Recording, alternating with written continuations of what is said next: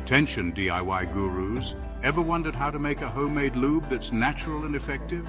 Let's dive in. First up, grab your ingredients. You just need 1/4 cup of flax seeds and 2 cups of water. Easy, right? Pour the water into a medium saucepan, add the flax seeds, and heat it up over medium heat. We're cooking now. Bring it to a boil, then reduce to a simmer. Stir occasionally so the seeds don't stick. Wait about 10-15 minutes until it looks like a gel. Science! Now strain that mix using a fine mesh strainer or cheesecloth into a bowl. Press those seeds to get every last drop of gel. No seed left behind. Let it cool to room temp, then store in an airtight container. Pop it in the fridge and it'll stay fresh for 1-2 weeks. If it's too thick, just add a bit of water. Want extra soothing? Mix in some vitamin E oil or aloe vera gel.